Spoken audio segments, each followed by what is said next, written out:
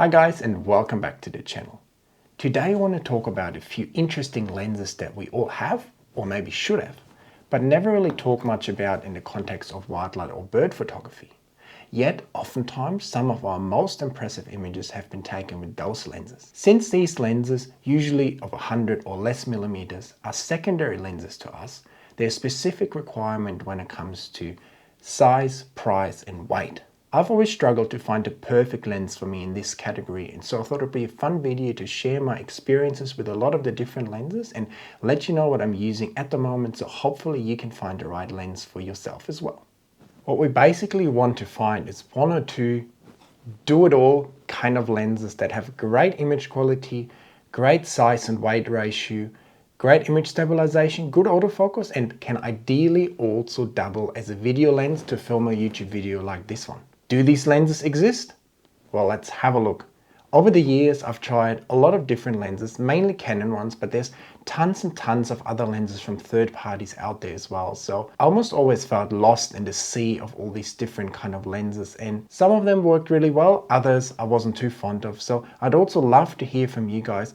What lenses are you using in this category? Are you using Canon lenses or third-party lenses? So let me know down there in the comments. Since I'm already carrying a big 600mm prime lens, two R5 camera bodies, and a 100 to 500mm zoom lens in my f-stop backpack, I'm really looking for lenses that are not too big and heavy, because I simply won't take them if they're too big and don't really fit in my backpack or make it too heavy to carry. I also don't really want to sacrifice image quality or image stabilization or autofocus speed. So it's actually really hard for me to find a perfect lens in this category. So while a prime lens like an f1.2 85mm would offer me the best looking backgrounds, best image quality, it's just not really practical for me to carry a lens like that. So the pick for me in this category is usually zoom lenses that cover a good range and still offer me good image quality and size and price, because I'm just so much more flexible than taking a lot of prime lenses. Aperture is actually the hardest thing to decide for me when it comes to finding the perfect zoom lens in this 14 to 100mm range. Because let's be honest, most of the f2.8 lenses have better image quality, better build, and they're just all around great lenses. They also allow for much better low light shooting capability, and when it comes to video shooting, they're also far superior, because indoors, like here, I could at least shoot wide open at 2.8. So in terms of quality and autofocus speed, image stabilization, all those things, I would definitely prefer f2.8 zooms. Yet, almost all my zoom lenses are f4. Why, you might ask? Well, it comes down to what I said at the beginning of this video: size, price, and weight. I could essentially just buy the holy trinity, as some people say, of like a 16 to 35 f2.8 or 15 to 35 in the RF Canon lens series, 24 to 70 f2.8, and then a 70 to 200 f2.8. That would be a fantastic set of lenses. Yet it kind of fails to fit into my requirements when it comes to size and price, because if I added those three big and heavy lenses into my backpack, it wouldn't really be fun to carry that around anymore, and they might physically not even fit. So this is where the really good f4 zooms come into play for me. I really like zoom lenses that can do a lot of things within the one lens, because then I can keep the gear that I'm carrying with me minimal. And another important thing to consider is that unless you're shooting video like me, you're often not shooting wide open with a zoom lens. And once you stop down your zoom lenses, the difference between like a f2.8 and f4 lens often becomes quite negligible. For instance, I did a lot of tests when I was shooting high-end real estate, and I was trying a 16 to 35 f4 and a 16 to 35 f2.8 lens. And the f2.8 lens was a little bit better overall, but once I stopped down to like f5.6, f8, or even like f11, as we sometimes do if we shoot more of a landscapey scene with a bird or an animal in it, the difference between the lenses basically didn't exist anymore. So I think this is very important when you're considering these lenses. If you know that you're not shooting wide open all the time, or you don't actually need the f2.8, then there's almost no reason to go for f2.8 lens, because it will just cost you more money, will be heavier in your bag, but at f8 there's basically no difference between the lenses. So I think that's an important thing to consider as well. So what's the ideal range, and what's the kind of lenses that I'm looking at in this category? First of all, I need a nice and wide zoom. For instance, if I'm filming myself inside a bird hide, I need to be able to get enough of my body in the shot. If I'm doing like a vlog where I'm filming myself handheld, and also when I want to take some landscape shots, I need a lens that starts at 16 or ideally even 15 or 14 millimeters, and that zooms to probably the 35 to 40 millimeter range. What I don't really want is lenses that have too much of a focal length or focal range, because what usually happens is the more focal range the lens has, the worse the kind of image quality gets. If it's like a 5, 6, 7 times zoom, usually the quality is much worse than a zoom that just covers a smaller range. So I'm probably looking at 2, maximum 3 lenses that get me from about 14 to 100 millimeters, where my 100 to 500 millimeter lens then kicks in. If I can, I will usually try to use the 100 to 500 millimeter lens, because the wide end, it has really nice image quality, and I also have the flexibility to zoom into the bird's head if I really need to. I don't really have that when I'm using a lens like a 24 to 105. So when I can, I'm liking to use the 100 to 500 millimeter lens. However, 100 millimeters can be still a lot in a lot of occasions. I started my journey into the wide angle photography with a Canon 17 to 40 millimeter lens. It was a good lens, but I never truly loved it, and the lack of image stabilization and overall image quality was something that I never quite liked about the lens. I still kept it for a long time, mainly as a backup lens in my car in case some of my other lenses were breaking when I was on a job.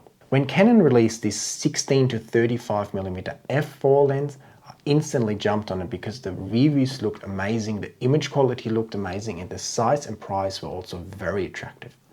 And this has actually been my go-to lens for the last, well, ever since 2013, so almost 10 years. And many of you know I started my journey into photography as a career as a real estate photographer, and so I've taken hundreds of thousands of images with that lens in combination with a 5D Mark III. It also works great in combination with an R5.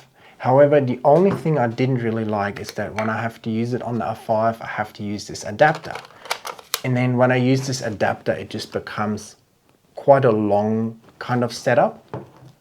So that's when I started to think, oh, maybe it would be nice to upgrade something in the RF lineup. However, for a long time, the only option available was the 15 to 35 f2.8 RF lens.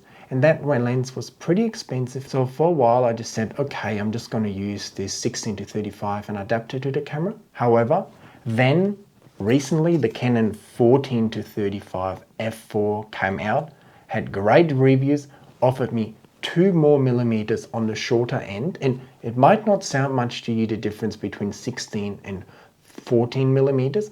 However, in the field, there's like worlds between the two, and you get such a broader viewing angle when using a 14 millimeter lens. So I thought that lens would be perfect. It should have good autofocus, good image stabilization, will be nice and quiet and work really well on my R5s without the adapters, and that's exactly what it has done for me. So I'm really happy to have that lens now, and even though I love the 16 to 35, I think this 14 to 35 will actually replace it, and I'm going to sell this lens even though it has done a tremendous job for me. But I just enjoy the ease of use with the 14 to 35 and also enjoy that I don't have to use the adapter. So now that I have a lens that covers me from the 14 to 35 millimeter area, I'm now looking for a lens that covers me from like 35 to 100 millimeters. There's many options in that category, and because I didn't want to buy one of the expensive and heavy 2.8 24 to 70 millimeter lenses, I ended up buying this Canon f4 24 to 70 millimeter because it also has a macro function. So I thought it's a nice flexible lens that can do a lot of different things for me. And I actually used it for some video filming as well. And while it did a decent job, I was never a big fan of that lens. When I compared the image quality to the 16 to 35, for instance, I felt like it was lacking. The best use I had for this lens in the end was actually just filming like a secondary angle. There it did a good job. It doesn't mean that I didn't take great images with it, for instance, like this gibber bird. So it did a good job for me when I needed it, but overall, it was never the lens that I kind of fully trusted or really enjoyed using. The other thing with this 24 to 70 is as well that it has collected a lot of dust inside over the years. I never had that with any other L lens. Since I was never truly happy with that 24-70, I finally decided it's time to upgrade, and I got myself an RF 24-105. I did a lot of research, and that was kind of the lens I came up with that seemed to fit most of my needs. It got me from that 40mm range to the 100mm range. I'm actually a big fan of that 24-105 now. It has good image quality, it has super quiet and fast autofocus, and quiet and great image stabilization. So it's fantastic for handheld video and photos, even in kind of dark environment. Recently I went to a spot where there's the only white brush turkey in the world. Usually they're blackbirds, but there's one white bird, and this is a very tricky spot with the bird being kind of almost in the middle of the town.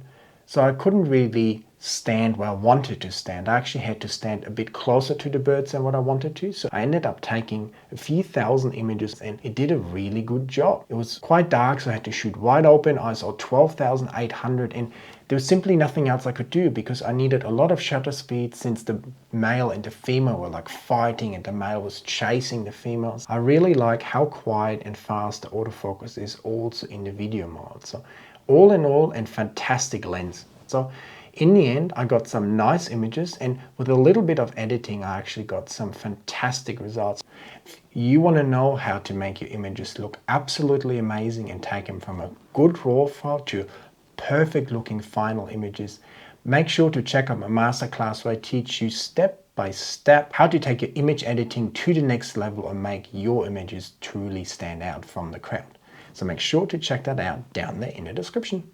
Does it mean I'm only going to have two lenses, 14-35 and 24-105 in that range now? No. I also still have a 70-200mm lens because if I want to take pictures of my daughter, for instance, or film myself with a little bit more blurry background a bit further away, I still need a different lens. And this is where the 70-200 f2.8 has done a very good job for me. You might say, well, this is still kind of an old lens, and it is, but it works really well when it's adapted. The only problem is as well, it becomes really long. It's already a long lens, and then putting on an adapter makes it an even longer lens. So it's not quite ideal, and I've had the 70-200 RF 2.8 a few times. It's a fantastic lens. It's much smaller than this version 2 lens that I have here. It has slightly better image quality, much better image stabilization, but it also costs a lot of money, and I don't use a 70-200 that often. I basically only use it for people pictures or filming myself when I need to be a bit further away from the camera. And for those tasks, this EF version adapted has done a, well, let's call it good enough job. So even though I would really love to upgrade to the RF 70-200 f2.8, for now I decided I saved the money and invested in some other things that are more pressing than having a lighter 70-200 f2.8. Interestingly, the 70-200 is the only lens where I personally prefer to go for f2.8 lens because the way I use this lens, I don't really use it as much like stop down as a landscape lens or something. I really want to use this lens for people or video where I want to shoot wide open and have a nice and smooth and blurry background. So for me, when it comes to the 70-200s, the f2.8 version has a clear advantage over the f4 version. The other reason is that with this lens, size doesn't matter as much to me because I simply don't really take it on trips with me. When I'm going on a trip, I take 14-35, 24-105, 100-500 and 600. I don't really need any other lens. So the 70-200 has become more of a specialty lens for me. So I don't mind a slightly bigger size, and I'm happy to save a bit of money by still adapting this lens. But at some point, I'm sure I will cave in and get that RF lens because it had been a real joy to use and it's so nice and fast. And the main difference is that this EF lens has an internal zoom, whereas the RF one has one of those extending zooms, which might not be better, but the good thing is that then it packs much smaller and can actually stand up in your backpack, whereas this lens kind of has to lie down. It's quite heavy and takes up a lot of space in a backpack. There's another very important aspect when it comes to this kind of category of wider lenses, and that is filters and filter size. Because with these lenses, we often want to use, for instance, a polarizer if you want to get reflections out of the water, if you're doing landscapes, or you want to put on like neutral density filters for filming so you can maintain a low shutter speed when you're out in the field. So it's very beneficial if you have these lenses and they all have the same filter size mount. In my case, the 14 to 35, 24 to 105, 72 to 100, and all the other lenses, 100 to 500, have the same 77mm filter mount. So I can actually have the one filter and it fits on all my lenses. So I think that's a very important aspect, because if you have an f4 and an f2.8 and some other lenses, then you also have to buy a lot more filters if you want to use filters in the field. Here's another tip: when you're buying filters, buy one of these step up, or in my case step down rings. So I buy the biggest filter size, 82mm, have this step down ring so I can screw this filter on and then fit it to my 77mm lenses. So in case I ever upgrade to f2.8 lens, I have the 82mm filter size available and don't have to buy bigger filters. So I usually buy the biggest size and then one of these step down rings so my 82mm filters fit onto my 77mm lenses. But the main takeaway here is really that it's very beneficial if all your lenses also take the same filters. There are a lot more amazing lenses out there. For instance, the RF 28 to 70mm lens. That's another lens that I'm looking at. I haven't bought it yet because it's so big and so heavy, but I think it would actually be an interesting lens for me for filming indoors or taking pictures of my daughter, for instance. So that's something that I'm going to try down the track, and I want to know from you, what are your go-to lenses in this range, whether it's for Sony, Canon, Nikon? Let me know in the comments. And also, what third-party lenses are you using? I know there's a lot of fantastic Sigma and Tamron lenses in this kind of category, even some Zeiss ones, for instance, where you can get some fantastic image quality and nice and fast apertures. So I would really love to hear from you guys. What lenses are you using in this category, and what other lenses can you recommend to me, and what do you think about my choices? Did I make the right choice, or do I have to look at some other lenses again? Let me know. So for most applications that I do, the f4 lenses seem to be better value because they're cheaper and lighter and are just simply more flexible and easier to carry than the heavier and more expensive f2.8 counterparts. Especially considering that most lenses, once stopped down, really don't show much of a difference in image quality. The f4 lenses can be very attractive for many people that want to save a little bit of weight and money. Even though my typical style is not really using wider lenses, especially recently, I've really enjoyed to get a different point of view into my photography. And one lens that has aided me a lot with that is the 100 to 500mm lens. I quite enjoy it. I still love to take the usual bird portraits with the smooth background, but there's also something really attractive for me about taking shots of birds a little bit more in the habitat, and that's where I'm hoping the combo of 24-105 and 100 to 500 will get me some more really nice results. So I hope you guys enjoyed this video and a little insight into some of these wider lenses that we don't often talk about when it comes to bird or wildlife photography. So make sure to subscribe to the channel, give me a thumbs up, check out my masterclass if you want to learn exactly how to make your bird images look absolutely amazing. And I will see you guys in the next video very soon. Bye guys.